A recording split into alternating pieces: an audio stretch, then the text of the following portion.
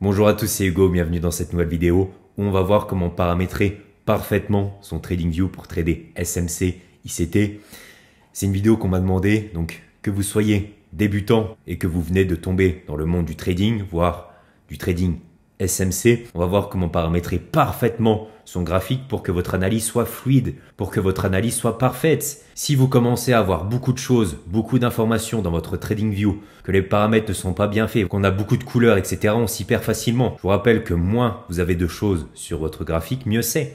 Avec le SMC, on trade uniquement qu'avec les bougies, avec ce que nous dit le marché. D'accord? Pas besoin de tout ce brouillard mental, on veut faire les choses parfaitement. Donc que vous soyez débutant ou même confirmé, je vais vous donner aujourd'hui toutes les clés pour avoir un TradingView parfaitement configuré. Donc vous voyez, je me suis recréé un nouveau compte. On va tout refaire ensemble de A à Z. Premièrement, donc ici, vous allez selon le marché que vous tradez déjà enlever ce qui ne vous sert pas. Donc si vous êtes sur le Forex, les actions, pas besoin. Si jamais vous voulez aller les voir, vous tapez ici, d'accord, mais on veut vraiment de la rapidité quand on se connecte. Que tout soit parfait, voilà. Qu'on choisisse ses paires, qu'on repère bien ses order blocks, etc. Donc, tout ça, on n'a pas besoin. Action, on enlève. Gold, on laisse uniquement Forex. Et à partir de ce moment-là, vous pouvez ajouter toutes vos paires Forex. Tout simplement, vous cliquez ici et vous sélectionnez toutes les paires Forex. Ou après, les paires que vous tradez, bien sûr. Et vous allez aussi rajouter à la fin le DXY. Pourquoi? Car ce sera l'indice qui nous permettra d'analyser la puissance du dollar avant d'aller sur les paires principales. Vous prenez celui de TVC, d'accord, et lui, on va le mettre tout en haut. Donc, vous inquiétez pas, si vous ne savez pas pourquoi on va utiliser le DXY, vous le saurez par la suite. Là, on fait juste une vidéo de configuration, tout simplement, du TradingView. Mais le DXY va nous servir à nous donner la direction pour toutes ces paires ici. Ensuite, tout ça ne nous sert pas. On va enlever dernier et variation pour ne laisser uniquement que le changement pour voir si la paire est aujourd'hui en positif ou en négatif, d'accord? On n'a pas besoin de plus d'informations. Ici pareil, votre panel ne vous sert à rien, on va mettre ça tout en bas, ce n'est pas utile. Vous voyez, c'est déjà beaucoup plus clean ici à droite, on s'y repère beaucoup plus. Je me connecte sur mon graphique, voilà, je clique et je suis directement sur ce que je veux. On sauvegarde. Donc là, ici, tout est fait. On va ensuite modifier notre graphique. Comme vous voyez, bouton d'achat et vente, ça ne nous sert pas. On enlève. Ensuite, on va aller sur symbole. On va commencer par ça. Au niveau de la configuration des bougies, j'ai une configuration personnelle qui est ici, je vais mettre en vert et ici en noir. Et tout le reste en noir. Donc ça, c'est les goûts, les couleurs. Vous pouvez mettre aussi un vert un petit peu plus parlant, voilà, comme ceci. Donc là, comme vous voyez, c'est déjà beaucoup plus clean que toutes les couleurs qu'on avait avant. Là, on repère bien nos bougies baissières et nos bougies haussières. On va continuer et on va enlever ici le quadrillage qui nous sert absolument pas. Donc, ici, c'est fait. UTC+1, on laisse pareil, voilà. Pour le quadrillage, vous allez donc ici sur toile et ici, vous avez vert and Orts et vous mettez sur aucun. Donc, vous voyez, c'est déjà encore beaucoup plus clean comparé à ce qu'on avait au début ici. On avait le volume, on avait le quadrillage, on avait un peu de toutes les couleurs. Là, c'est propre, c'est exactement ce qu'on veut. On va continuer sur tout ce qu'on a ici. Donc là, par exemple, je vais aller sur Euro USD. Et bien sûr, je vais donc enlever ici les volumes. Ça ne nous sert absolument pas. Donc vous cliquez dessus et vous faites supprimer et vous faites sauvegarder. On va reprendre la configuration. Donc là, on va configurer ce qui est ici. Donc si vous voulez faire comme moi et être vraiment minimaliste, on va enlever tout ça. Pas besoin d'indication ici. Ici, on voit qu'on est sur l'euro USD. Et là aussi, pourquoi avoir quelque chose en plus ici? Donc j'enlève le logo, j'enlève le titre et j'enlève le statut ouvert-fermé. Et j'enlève ici valeur du changement de barre. Donc vous voyez ici, je laisse uniquement valeur OHLC. Qu'est-ce que c'est OHLC? C'est Open High Bas Close. Donc là, c'est en français Open High Low Close. Ça va nous servir puisque, regardez ici, je suis sur la bougie là. Par exemple, je prends celle-ci. Je vois, regardez ici là, je vois à quel prix elle a ouvert et à quel prix elle a fermé. Le plus haut et le plus bas. Ça nous servira plus tard. On va continuer. Donc voilà, je vous rappelle ici, ça a été fait. Ligne d'état, ça a été fait aussi. Arrière-plan, on peut enlever aussi, ça ne nous sert pas. On va donc aller sur échelle et ligne. On va aller ici et donc valeur, vous laissez ça. Regardez, euro USD, pourquoi le mettre? On sait très bien qu'on est dessus. Par contre, ici au niveau de la couleur, moi je mets en noir. Voilà, je trouve tout simplement que c'est beaucoup plus clean. Et c'est uniquement le seul paramètre qu'on va changer ici. Au niveau de la toile, on va toucher uniquement une seule chose. Voilà, au début, on avait touché au quadrillage. Mais là, on va juste ici sur échelle, ligne. Vous cliquez sur le noir et vous mettez tout simplement à 30%. Comme vous voyez, c'est vos lignes qui sont ici. Ça vous permet de faire la démarcation entre le prix et le graphique. Regardez, j'enlève et je mets. C'est pour bien quadriller son graphique. Ensuite, vous allez sur Trading. Donc là, c'est si vous tradez sur TradingView.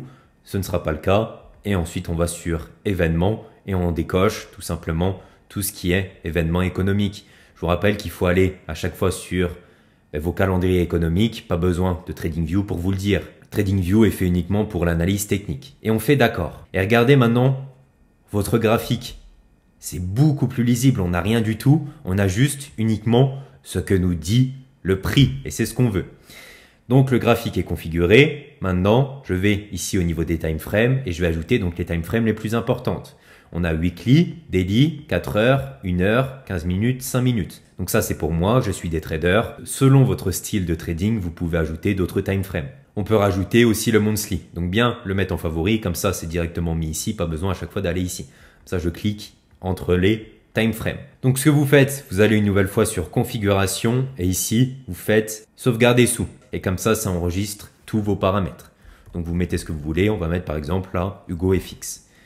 On sauvegarde et on met d'accord. Même chose ici, vous regardez bien que l'auto-sauvegarde est mise et vous pouvez renommer ici la même chose par Hugo FX. Donc là, ici quand on sauvegarde, c'est vraiment si on touche à des choses externes, c'est votre TradingView en entier, alors qu'ici la sauvegarde, c'est uniquement les paramètres qui sont là. Mais vaut mieux créer une sauvegarde partout, comme ça vous êtes vraiment tranquille. On va maintenant configurer ici tout ce qu'il faut principalement pour trader SMC, ICT. Donc déjà nos lignes. Ici, je vais mettre en noir et je mets personnellement en 1 pour que ce soit vraiment bien lisible sur le marché et je vais pas non plus mettre une couleur fluo qui est de 1 moins lisible et de 2 qui me rajoute des couleurs sur le graphique. Donc ici, je laisse comme ça en noir. Ensuite, on va utiliser le rayon horizontal. Donc par exemple, ici, vous avez un high et vous voulez tracer, voilà, même chose. Ici, on va mettre en noir et vous mettez en 1. Donc c'est tout ce que vous aurez besoin ici. Pourquoi prendre d'autres choses? Il n'y a pas besoin. Droite de tendance pour trader ici, par exemple, votre buy side liquidity où le marché peut aller. Et ensuite, ici, si jamais vous souhaitez, par exemple, voilà, faire une continuation de ligne. On n'a pas besoin de plus. Donc ça, on peut les cocher et les mettre en favori. En mettant en favori, vous aurez ici la barre de tous les éléments que vous aurez mis en favori ici, qui seront directement trouvables ici en bas à droite où tout simplement vous souhaitez les mettre. On va aller ensuite sur le deuxième qui est réservé au Fibonacci. Très important, on va bien le paramétrer. Pour bien paramétrer son Fibonacci, on va déjà enlever pas mal de choses. On va enlever ça, ça, ça, ça, ça. Et on va laisser uniquement le 0, le 0,50, le 0,618 et le 0,78. C'est exactement la même chose. On se retrouve déjà avec ça. Beaucoup mieux. On va maintenant enlever les couleurs. Je vous rappelle qu'il ne faut pas surcharger son graphique. C'est absolument pas ce qu'on veut. Regardez, si je trace ici mon Fibonacci, est-ce que j'arrive à bien lire? Pas trop, c'est pas quelque chose qu'on veut. Ensuite, on va rajouter aussi le 1 pour délimiter votre Fibonacci. On va premièrement enlever la ligne de tendance qui ne nous sert pas. Cette ligne est de trop. Et on va mettre les 5 paramètres que vous avez ici en noir.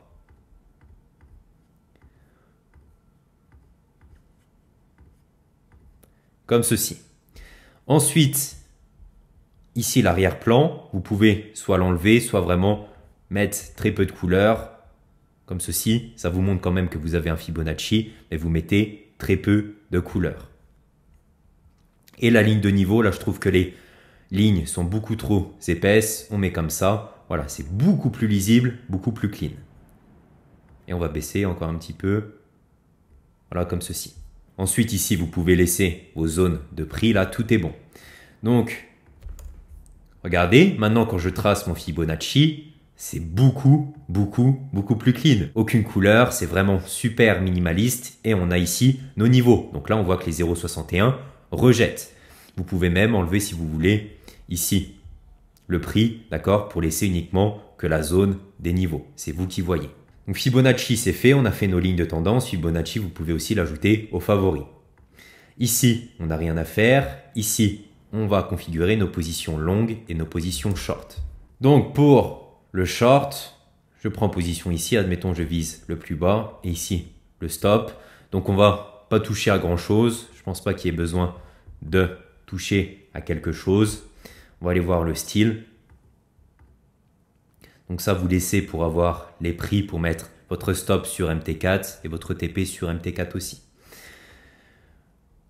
Vous pouvez juste, par exemple, ici mettre en bleu. Voilà, moi je préfère en bleu. Et vous mettez un petit peu moins de couleur pour que ce soit encore une fois plus lisible sur vos graphiques. Voilà, vous mettez comme ceci. Mais pas besoin de toucher à autre chose. Ici, tous les paramètres sont importants. Vous pouvez choisir si vous voulez de mettre en compact pour avoir uniquement ça. Position longue, je fais exactement la même chose. Paramètres. Ici, on va baisser pour que ce soit plus lisible. Donc n'hésitez pas à mettre sur pause si ça va un peu trop vite. Là, c'est parce que c'est des paramètres vraiment faciles. Voilà, et on met en compact. Donc ça, c'est fait. On va sauvegarder. Et ici, on n'a pas besoin d'autre chose. Donc ça, pareil, long et short, on va l'utiliser. Ensuite, très important pour nos fair value gap. Donc si vous ne savez pas ce que c'est, ce n'est pas grave. Là, je vous rappelle qu'on est uniquement que dans la configuration avant d'aller dans les concepts. Donc, ici, vous avez un rectangle. Ce qu'on va faire, c'est on va configurer un rectangle. Et ici, on est sur un fair value gap baissier. Donc, ce qu'on va faire, c'est qu'on va mettre en rouge. La ligne, personnellement, je l'enlève. Encore une fois, je veux le moins de choses possible sur mon graphique. Et là, vous avez du coup votre fair value gap baissier. Donc, vous pouvez ici, par exemple, écrire dans texte fair value gap baissier. Donc, c'est ce qu'on appelle un CB. Donc, vous mettez en noir 10. Ici, vous mettez à l'intérieur et vous mettez à droite. Comme ça, c'est ici, c'est vraiment bien mis. Et vous pouvez mettre en gras. On va faire sauvegarder sous et vous écrivez CB. Et vous faites d'accord. Le sauvegarder sous qu'on vient de faire, à quoi sert-il? Tout simplement, regardez. Ici, vous êtes sur le graphique. Vous n'avez pas besoin de tout remettre, etc. Vous cliquez ici sur l'icône espace de travail et vous cliquez sur CB. Et regardez, tout se remet automatiquement. On va faire même chose pour un fair value gap haussier. Donc, hop. Ici, on va juste mettre en vert puisque c'est à la hausse. Hop, je vais mettre ça ici pour que ce soit lisible. Et en texte, on va mettre busy. Pourquoi busy? C'est tout simplement un fair value gap haussier. Et comme vous voyez, c'est aussi à l'intérieur. Donc, je fais ici sauvegarder le modèle sous et on va écrire busy. Donc là, quand vous allez sur espace de travail, vous avez les deux. Regardez, ici je mets CB, c'est déjà mis, et ici busy. On va enlever ça. On va regarder si on a d'autres choses à faire. On a ici les lignes qui peuvent être bien. Si jamais, par exemple, vous souhaitez prévoir un mouvement, vous tracez vos lignes. Voilà. Donc ça, pareil, je mets en noir et ici en 1 pixel. Voilà, pour que ce soit vraiment propre. On a fait les rectangles, on a fait la flèche. Donc rectangle, vous le mettez surtout en favori. La flèche, vous pouvez aussi. Donc comme vous voyez, ça s'ajoute ici, hop, dans cet petit espace. Donc ici, on n'a pas besoin de quelque chose de plus. Et c'est vraiment tout ce qu'on a besoin. Maintenant, on va configurer nos derniers PD array. Donc on a l'order block, on a le breaker block, on a la sell side, buy side liquidity et on a la prise de liquidité. C'est les choses principales qui nous restent à rajouter.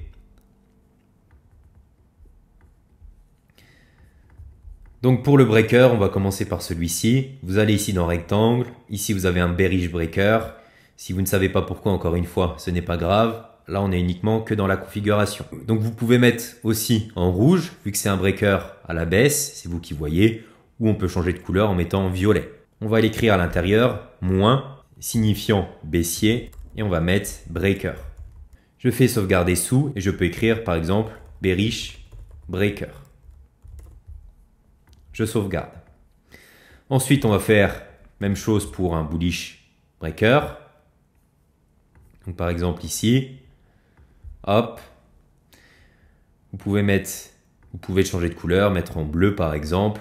Ici, au niveau du texte, on va mettre plus breaker.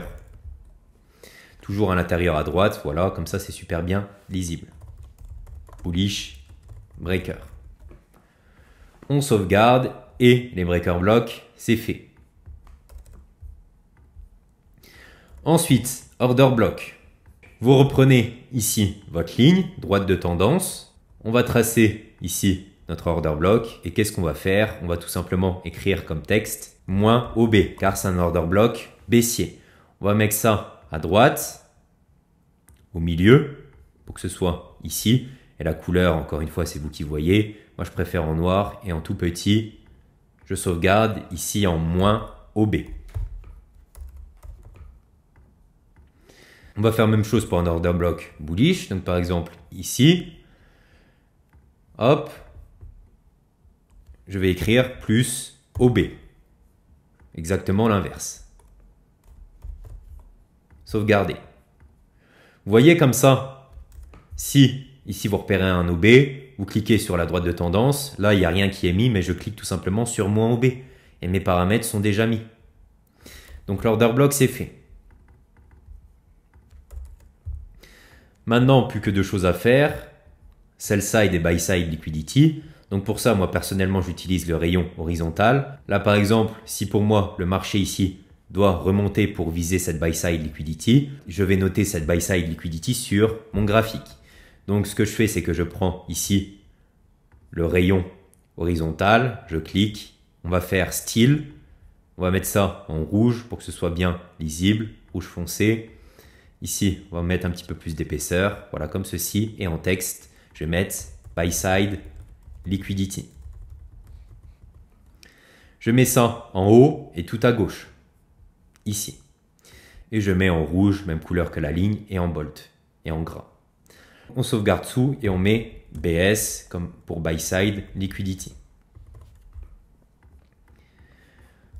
Donc là, ce que je fais, c'est que je fais un copier-coller et on va faire la même chose pour sell side liquidity. Donc ici.